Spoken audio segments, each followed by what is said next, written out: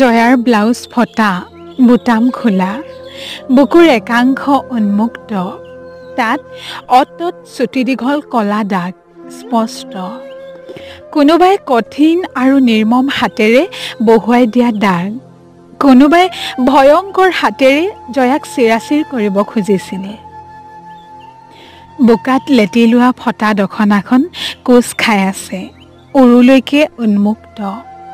তাইৰ বগা মসৃণ ঢেলা পৰা ভৰি, দুই ভৰিৰে বৈ পৰা কেইবাটাও তেজৰ সুঁতি, শুকান দাগ।